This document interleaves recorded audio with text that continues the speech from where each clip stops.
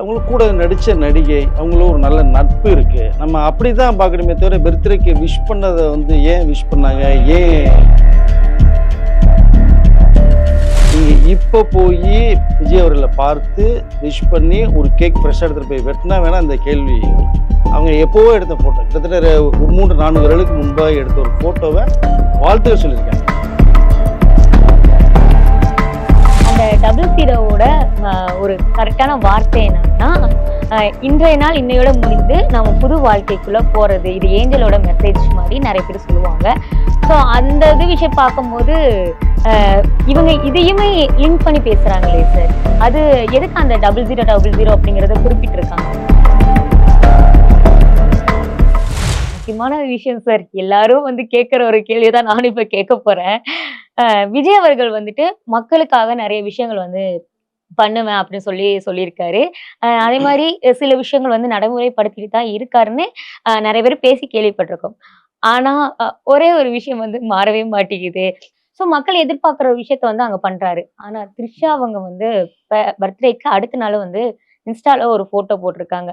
அது இப்போ அவ்வளோ கான்ட்ரவர்ஷியா போகிற மாதிரி இருக்கு. ஸோ அதை பத்தி என்ன நினைக்கிறீங்க?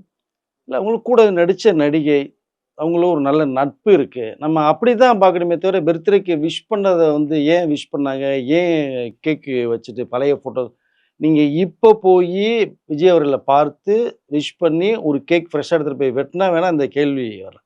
அவங்க எப்போவோ எடுத்த ஃபோட்டோ கிட்டத்தட்ட ஒரு 3-4 வருடங்களுக்கு முன்பாக எடுத்த ஒரு ஃபோட்டோவை வாழ்த்துக்க சொல்லியிருக்காங்க. இதே இது எலெக்ஷன் ரிசல்ட் வரும்போது இப்போ நேரடியாக வாழ்த்து சொல்லிட்டு வந்தாங்க.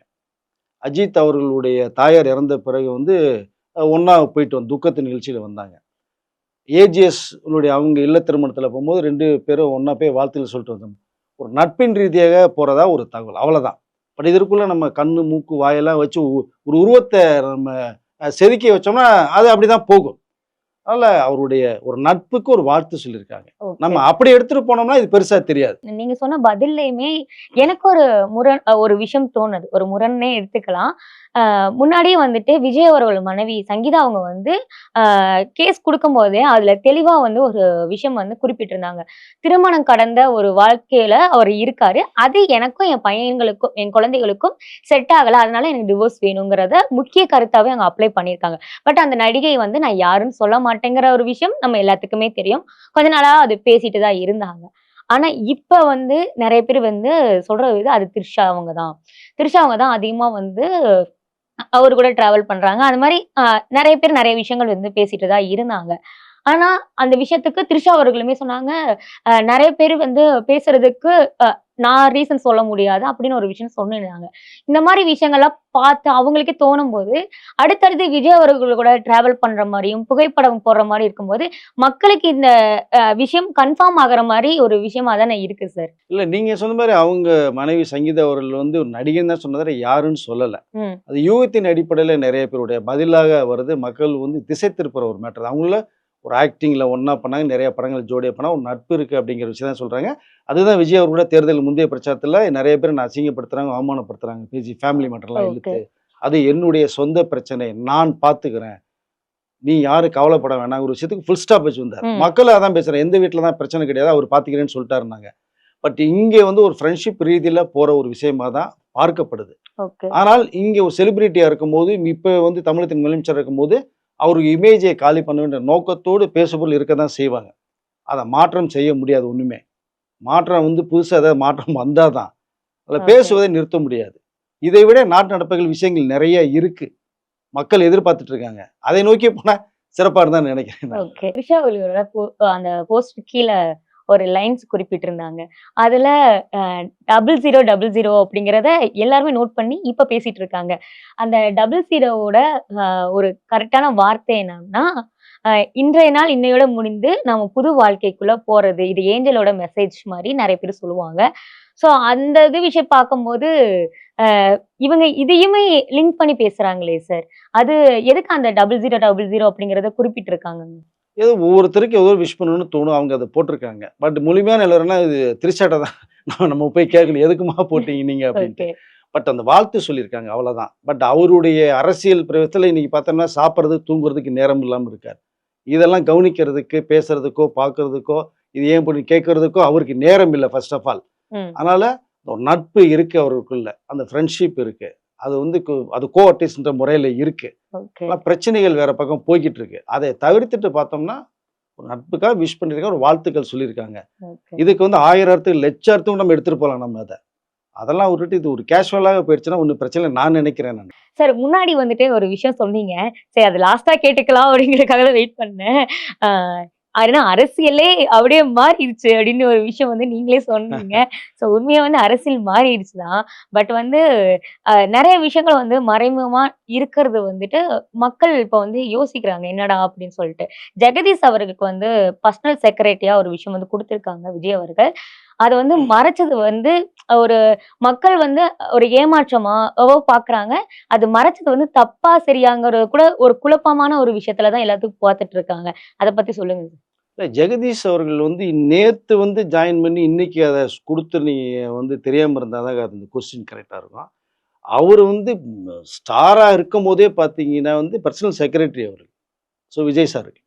எல்லாமே அவர் ஆளினால் தான். நீங்க கிட்டத்தட்ட பார்த்தீங்கன்னா, தலைவா படத்துல இருந்தே அவர் கூட இருக்காரு கிட்டத்தட்ட. ஆமா. அதுல ஜிவி பிரகாஷ் குமார்ட்ட தான் அவரு வந்து இருந்ததே, ஜெகதீஷ் சார். இந்த அதாவது என்ன சொல்ல கம்ப்யூட்டர்லாம் கில்லி மாரி அவரு. ம். அப்டேட்ல வச்சிருப்பாங்க.